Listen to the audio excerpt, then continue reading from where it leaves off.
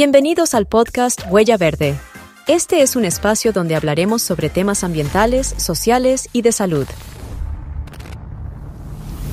Hola, soy Melissa Calvo. Bienvenidos a Huella Verde, nuestro podcast ambiental.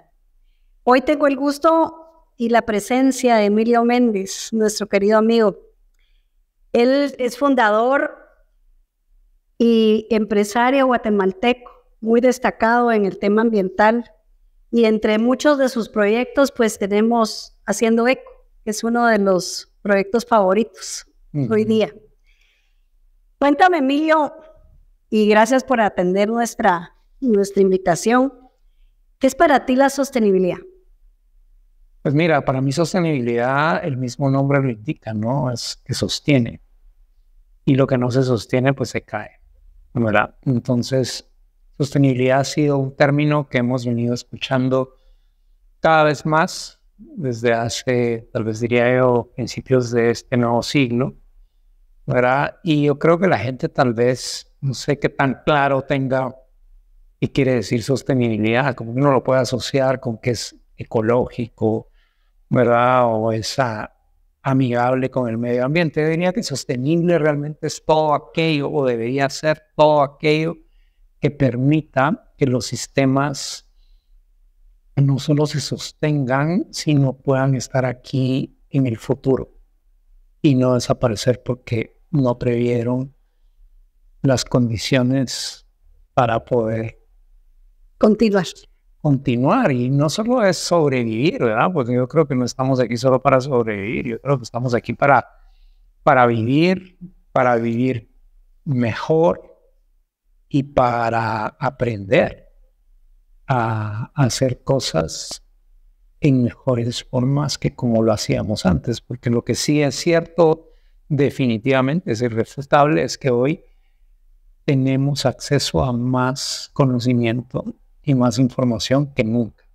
Así es. Entonces, ¿qué vamos a hacer con toda esa información y todo ese conocimiento para no seguir repitiendo los mismos vicios y errores del pasado?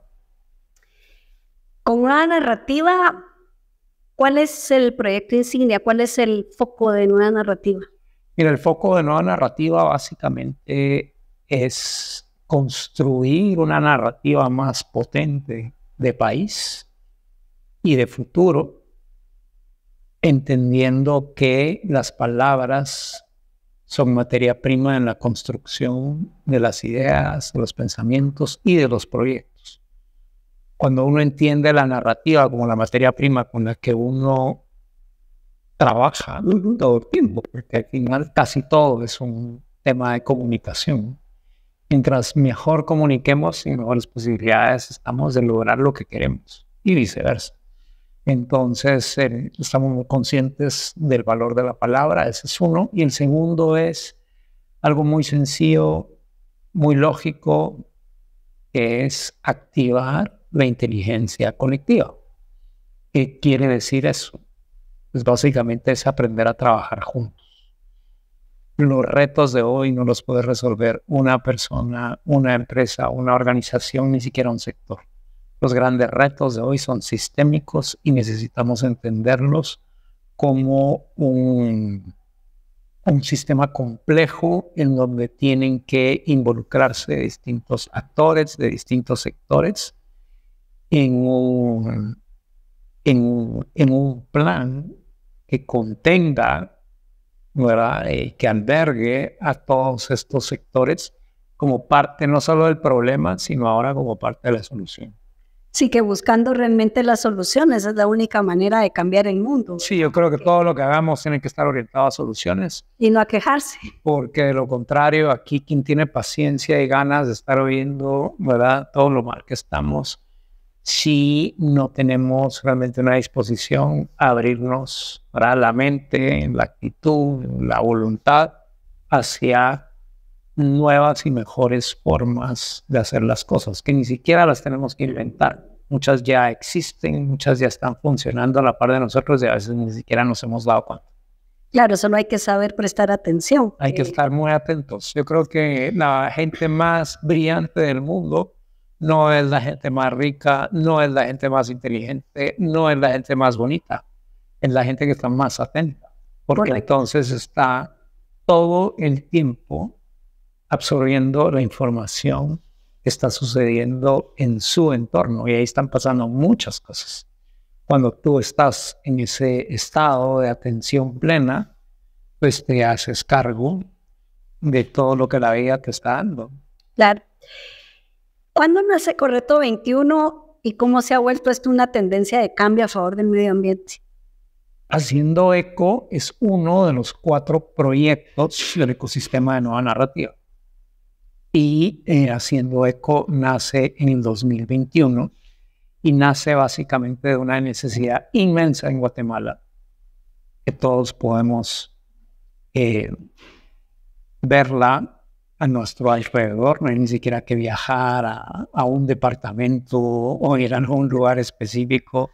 Salimos de nuestras casas y a veces hasta dentro de nuestras mismas casas. Es correcto. ¿Verdad? Estamos haciendo un desastre ambiental que tiene que ver con la basura que todos producimos todos los días. ¿Cuánta basura has producido hoy en lo que va de este día? Fácil, una de mis 4 onzas, diría. Ahora no llegas a la libra. No, todavía no. A estas horas del día todavía no. ¿Lo has medido? Pues personalmente sí. Personalmente sí, y he sido consciente de reducirla.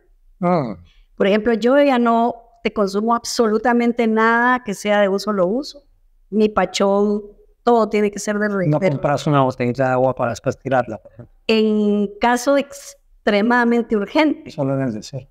Sí, casi que solo cuando voy a la costa, pero porque se me olvidó mi pachón, pero de otra manera yo no te consumo platos de Duropor ni botellas de PET. Guarda el Duropor, qué bueno que lo mencionas. Sí, terrible. Entonces, ya no sabemos, ¿verdad? Porque lo que hay que también poner sobre la mesa es que este desastre que estamos haciendo los guatemaltecos entre todos, destruyendo nuestros ríos, nuestros lagos y por ende nuestros mares, que eso básicamente es como hacernos popó en el pantalón, ¿verdad? Andar caminando así, ese es básicamente el estado del país. Con 17 millones o 18 millones de personas, la mayor parte manejando muy mal su basura. Pero entonces lo que quiero decir es que no necesariamente estamos manejando tan mal la basura porque somos mala onda, porque tenemos una misión para destruir el planeta, ¿verdad? No nos hemos puesto de acuerdo cómo destruimos, ¿verdad? Y cómo acabamos con el planeta Tierra. Sino yo creo que la mayor parte de guatemaltecos lo estamos haciendo muy mal porque no nos enseñaron a hacerlo bien, ¿verdad? O sea, la mayor parte de nosotros, en nuestras casas, en nuestros centros de estudios, en nuestros trabajos, ¿verdad? En nuestras municipalidades, cuando volteamos a ver los distintos entornos en donde crecimos y vivimos, nos damos cuenta que nadie nos dijo que el papel, por ejemplo, de todos estos snacks como los Tortrix se llama laminado.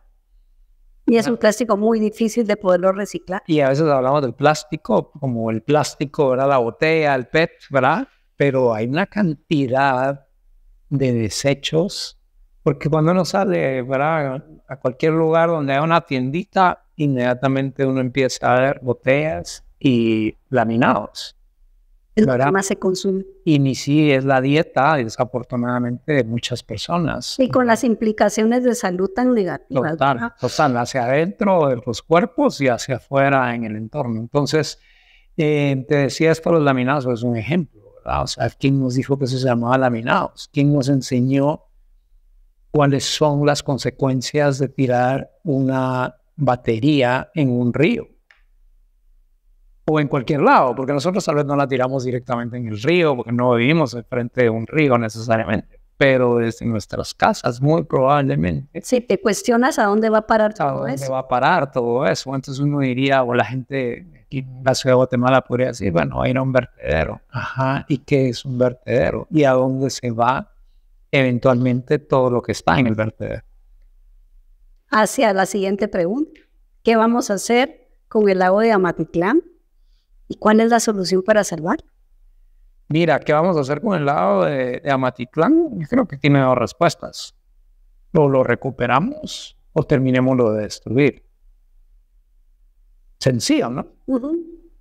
Y ojo que yo contesté en plural y también es una pregunta que la debo contestar en primera persona. ¿Qué voy a hacer yo con el lago de Amatitlán? Y entonces alguien podrá decir, sí, pero yo no vivo en el lago de Amatitlán. No importa. Muy probablemente la basura que estamos produciendo el día de hoy, una parte está relacionada con la enfermedad del lago de Amatitlán, que lo está enfermando todos los días. Entonces, pues yo creo que entendiendo que hay básicamente dos caminos, uno es de recuperación y otro es de destrucción, ya eso nos va ampliando la dirección que podemos tomar. No hacer nada es parte del segundo. No, pero lo importante es empezar a hacer algo. Sí. No, porque, o sea, cuando te decía camino de la recuperación, entonces uno decía, no, yo no quiero destruir. Pero si sigo haciendo lo que estoy haciendo, estoy del lado de la destrucción. Claro, tengo que empezar parando la situación que está sucediendo. Entonces, yo creo que lo primero, tú ya lo dijiste, lo primero que tenemos que hacer es abrir los ojos y darnos cuenta que los problemas ambientales son problemas de los seres humanos. Y de todos los que vivimos en un territorio. Y cuando hablamos de los seres humanos, hablamos de mí, de ti, sí, de usted que nos está escuchando, de sus hijos. Hablamos de seres humanos. Nosotros somos los que estamos gestionando este desorden. Entonces, darnos cuenta, básicamente, de que lo estamos haciendo mal, de que no necesariamente es porque queremos destruir, y que lo que necesitamos es darnos cuenta y aprender, ¿verdad? Porque básicamente este es un tema individual y es un tema colectivo. Todo lo colectivo empieza en lo individual. Y en lo individual no se queda casi nada porque la mayor parte de personas vivimos en sociedad. Entonces, entender que lo que yo haga con mi basura, con mis desechos, con mis aguas negras, va a influir en la solución o en la destrucción y el problema, ya solo con que yo lo entendí. Eso te digo que yo no lo entendía hace 10 años. Hace 10 años yo no estaba en esto. No. Hace 10 años yo no había hecho esas conexiones. ¿Verdad? Entonces ni siquiera pensaba en eso. Pero te empezaste a ser consciente y a ponerle atención y a averiguar y a escuchar. Exacto. Y cuando haces eso, tú te vuelves un ser humano más evolucionado. Así porque empiezas a notar cosas que no... O sea, lo que están produciendo, las cosas que estás haciendo. Unas están muy bien, genial. Otras estás provocando un caos. No, y estás afectando el futuro, porque estás afectando un medio ambiente que ya no se va a poder recuperar por sí mismo, o sea, su capacidad de saneamiento propio se agota.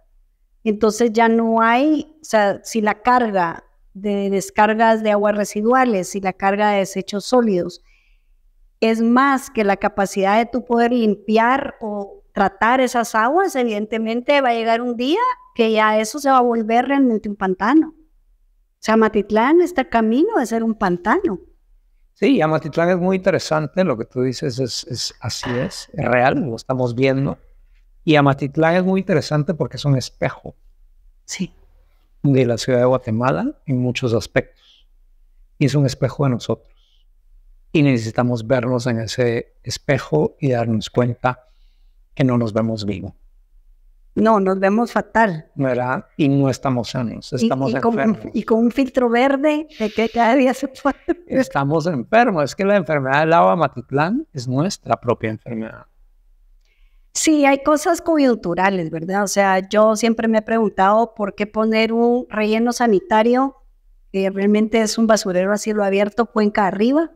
Para que después baje. Para que después baje y nos lleve a ese pantano donde se colectan todos los lixiviados que la única manera por gravedad de desfogue es el lago. ¿Qué es un lixiviado, por ejemplo? Un lixiviado es todo aquel líquido, ¿sí?, que se produce de la putrefacción de todos los desechos, ¿verdad? Y como van mezclados los desechos orgánicos con los desechos inorgánicos como plástico, vidrio, cartón, metal, entonces todo eso se vuelve un caldo de cultivo que es de verdad altamente peligroso y que además debería tener colectores y tratamiento antes de poder llegar a una cuenca o a un lago, como es el caso de Amatlán. ¿Qué es una cuenca? Una cuenca es donde convergen todas las diferentes alturas de un territorio, donde tú vas de la cuenca alta, ¿sí?, donde probablemente hay montañas, hay árboles, hay vida, colectas agua, ahí se van los riachuelos, se van uniendo, forman ríos con más volumen de agua, y eso va arrastrando hacia cuenca abajo, ¿sí?, donde convergen, arriba va a caer en algún lugar abajo. Donde van convergiendo diferentes comunidades, diferentes, digamos, accidentes geográficos, ¿verdad? Puedes encontrar cerros, montañas, bosques, ríos, lagunitas, y todo eso va arrastrando y por gravedad va cayendo al que le toca más abajo, y el que le toca más abajo, ya sea una playa, ya sea un lago o ya sea el desfogue de un relleno sanitario, como nos pasa también acá en el vertedero de la zona 3, que pues irremediablemente va a converger a las vacas y luego va a converger al Motagua y luego va a ir a converger a la cuenca del Caribe. Eso es una cuenca, o sea, es el conjunto de todos los territorios y de todos los accidentes geográficos que podemos encontrar. Y entonces, si no solucionamos el problema cuenca arriba, jamás vamos a poder sanear cuenca abajo. Y esto me lleva a una última pregunta muy importante. ¿Tú crees que lo que necesitamos es más legislación ambiental? Creo definitivamente en las reglas. Creo que donde no hay reglas, lo que hay es un desorden. Y las reglas las tienen que poner en un ambiente democrático, que es el que queremos. Ahora, queremos vivir en un país democrático. Y en un país democrático, quienes ponen las reglas, básicamente o idealmente deben ser los ciudadanos en conjunto con el sector público. No solo es un tema del sector público, que creo que eso es parte del problema que nosotros, los guatemaltecos, ahora nos estamos dando cuenta, finalmente.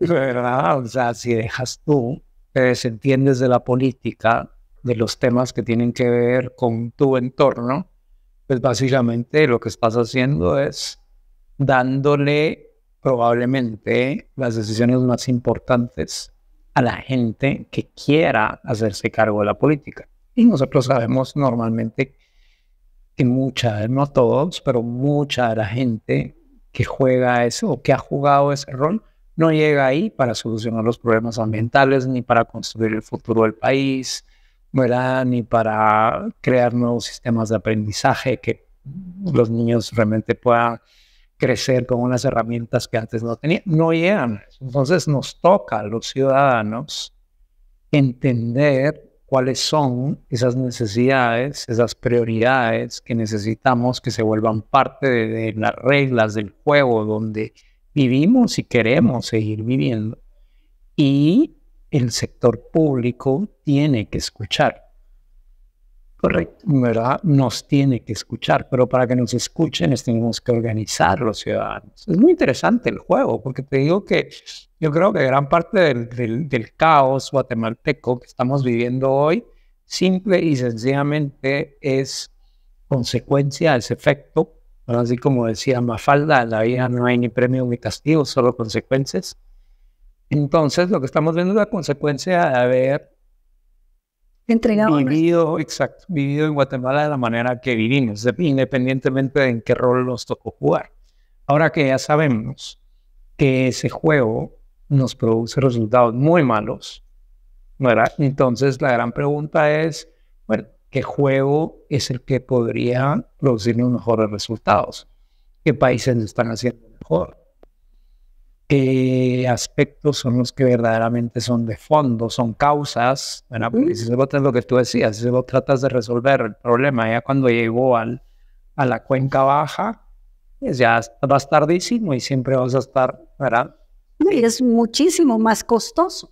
Y no lo vas a poder resolver porque lo estás llenando todo el tiempo o sea, de arriba están viniendo variables que tú no estás anticipando. Entonces siempre vas a luchar contra eso, ¿verdad? Entonces en lugar de entenderlo desde arriba. Así que estamos en un momento muy interesante. Definitivamente necesitamos políticas públicas diseñadas para elevar la calidad de vida de los que aquí vivimos. Y creo que eso es muy importante, enfocarnos en el bienestar y en la calidad de vida, y que nuestras políticas públicas están íntimamente relacionadas a ese objetivo.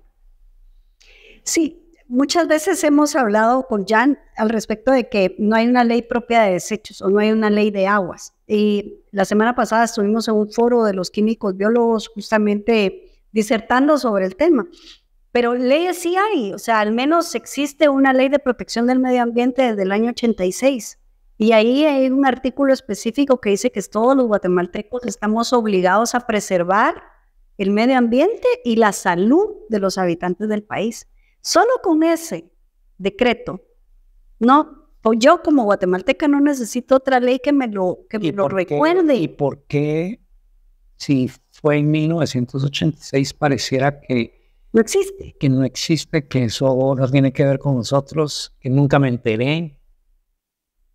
Pues yo no sé cómo te lo puedo explicar, porque yo realmente pues domino bastante el tema de legislación ambiental por el carácter de la empresa en la que nosotros manejamos desechos peligrosos y tenemos muchas regulaciones ambientales, y a nosotros sí nos controlan y nosotros ayudamos a que muchas entidades de salud estén reguladas y tengamos al menos un impacto positivo en, no sé, cantidad enorme de establecimientos de salud.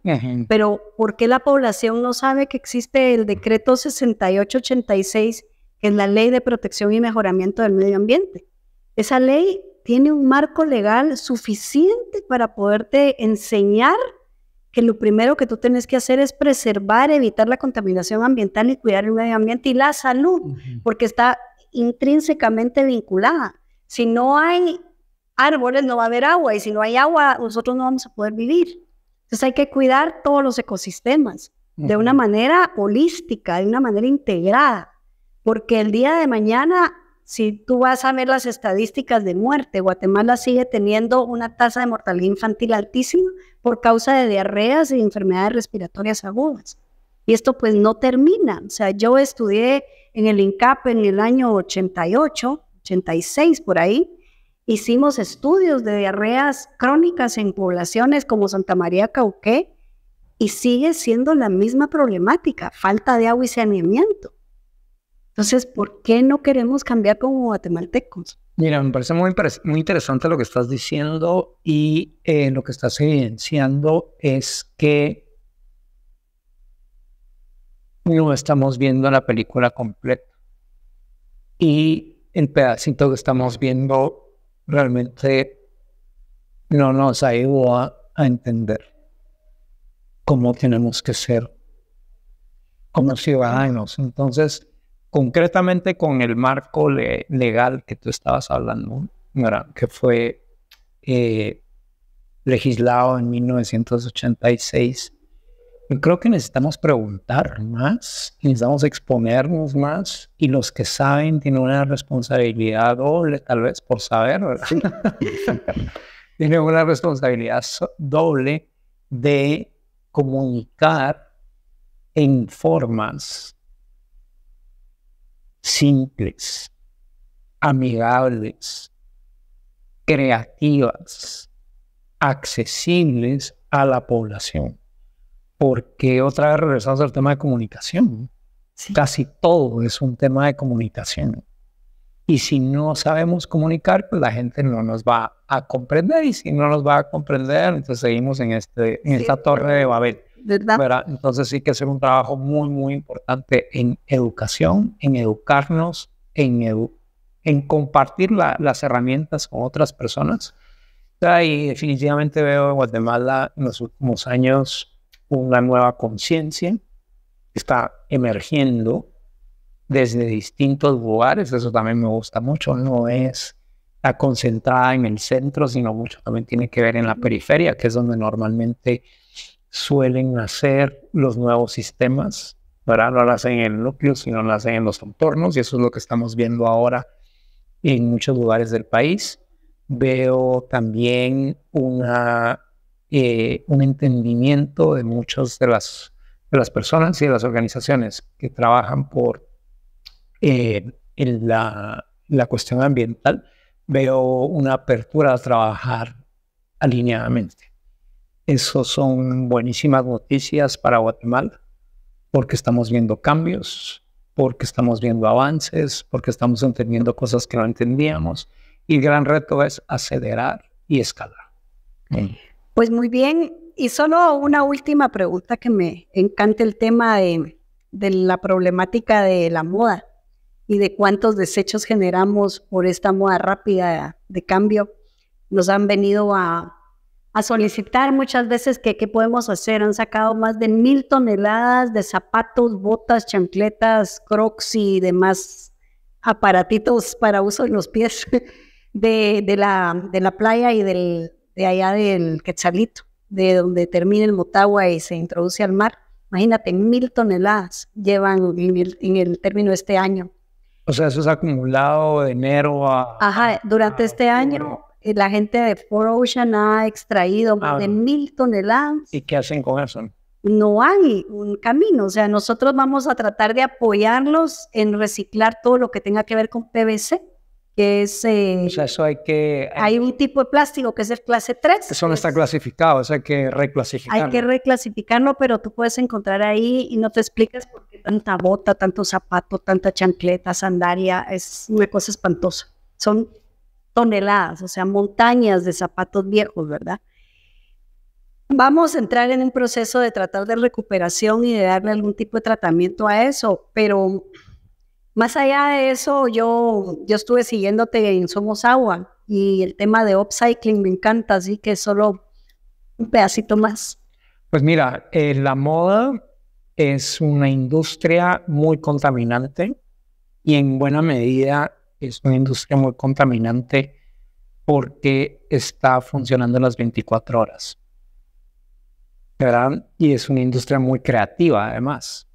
Entonces, esa creatividad pues básicamente está al servicio de estar creando productos que puedan interesarle a los consumidores y muchas veces sin que los necesiten.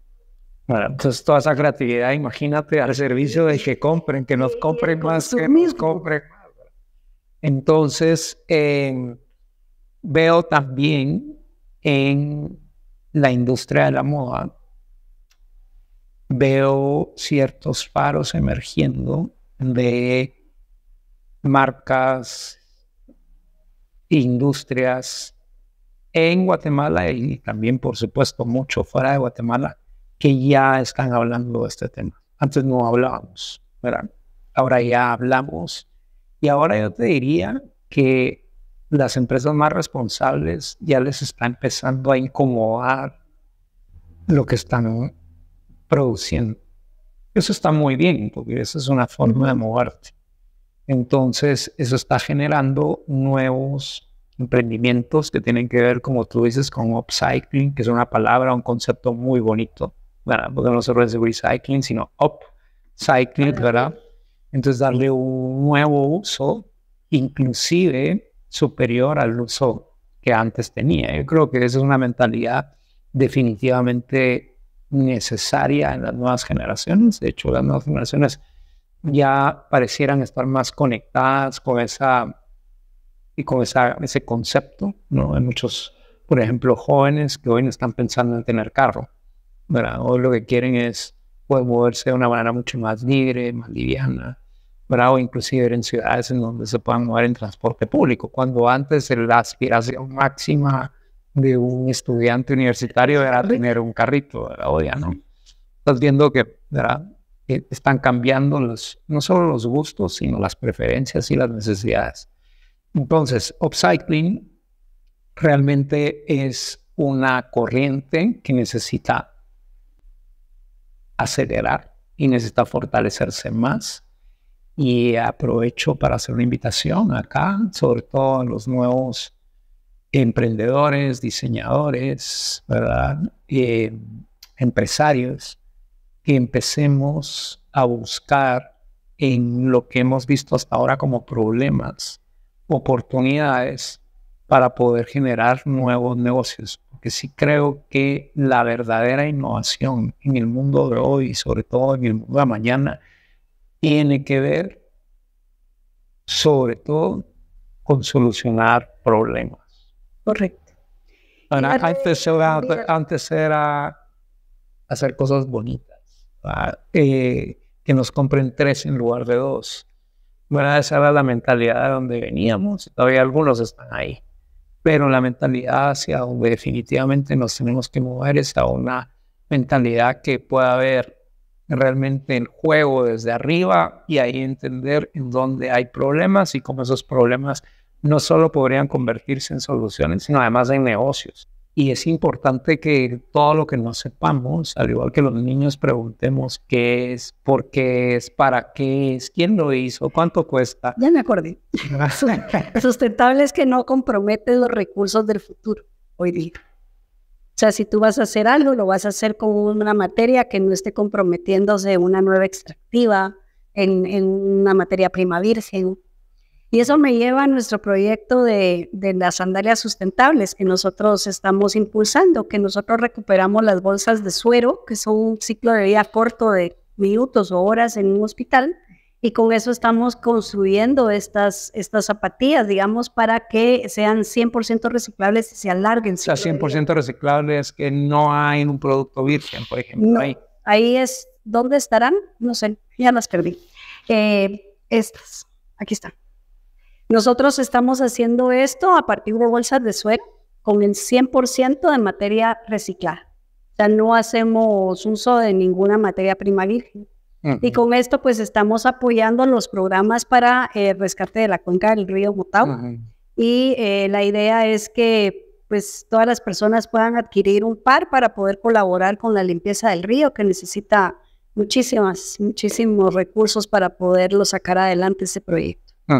Súper, pues la verdad es que te felicito. Me parece que es un proyecto con mucho kilometraje.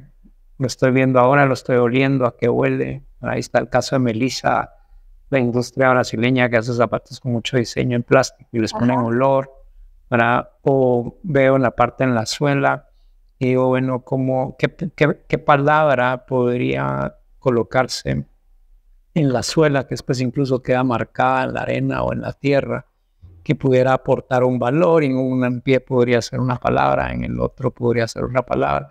O sea, eso es lo lindo del diseño, ¿no? Claro. Que todo el tiempo te estás cuestionando, bueno, ¿y aquí qué más podemos hacer? ¿Y aquí qué podemos agregar? ¿Y aquí qué podemos quitar? Entonces, y eso no se necesita ser diseñador para eso, es solo una mentalidad de niño, te diría. Claro. Bueno, un niño que juega, ¿verdad? Y que tú le das Legos a un niño y el niño no está diciendo, no, yo no puedo jugar Lego porque no soy ingeniero. Bueno, yo no tengo mente de ingeniero. Se lo vas a dar y va a jugar y va a hacer lo que se dé la gana. Y, ¿verdad? Y unos van a hacer cosas tal vez más interesantes que otros, pero esa es realmente la mente que necesitamos los seres humanos de hoy. Mentes curiosas que están preguntando todo el tiempo de todo. Porque como hemos visto a lo largo de esta conversación, ya no son temas aislados. O sea, la basura no es un tema propiedad de los ambientalistas, ¿verdad? Eso tiene que ver con la educación, tiene que ver con las empresas, con la economía, con la ecología, con la política, tiene que ver con todo, ¿verdad? Pues esa es la idea, que nosotros hemos estado buscando estos encadenamientos productivos basados en ciclo de vida para que un desecho que era altamente tóxico y que podía realmente pasar 400 años en el medio ambiente sin ser aprovechado de ninguna manera, haga un producto útil que le va a servir por muchos años a una persona. Y así hemos avanzado con proyectos de encadenamiento con cartón, que que hacemos cartón de huevos y algunos otros plásticos que pues los estamos reinsertando a la industria de plásticos. Y entonces nosotros estamos siempre tratando de ver cómo a nuestros clientes y a nuestras personas que se acercan con Biotrash le damos algún tipo de solución que sea viable en el tiempo y también rentable para ambas partes. Mira, me parece muy importante lo que estás diciendo y lo que estás haciendo por dos razones respecto al proyecto del upcycling. Uno es que le des un uso a algo que de otra manera era basura. ¿verdad? Y la otra es que lo comuniques para que sea un referente de una nueva forma de pensar que tiene que aplicarse en todas las industrias, en todas las empresas. ¿Verdad? Esa es una pregunta que debemos todos los empresarios hacernos, ¿verdad? O sea, ¿qué estamos haciendo con esto? Y eso en comida, por ejemplo, ¿cuántas cosas estamos tirando hoy que podrían continuar siendo parte de la cadena alimenticia? Claro. ¿Verdad? O sea, tienes, por ejemplo, aguacate, nos encanta el aguacate, somos productores de aguacate. ¿Qué estamos haciendo con las pepitas del aguacate? ¿Qué estamos haciendo con las cáscaras del aguacate? ¿Verdad? Eso es solo por poner un ejemplo en otra industria, que es la industria de la alimentación, donde hay mucho trabajo que hacer. Pero entonces esas son las preguntas que nos tenemos que hacer todos en el mundo de hoy, ¿verdad? No solo pensar que este es un tema de ambientalistas. Yo creo que ya el ser humano de hoy que no piense en su entorno y que no le preocupe su entorno, creo que se quedó en el siglo pasado y creo que no tiene mucho sentido que esté por aquí. Claro.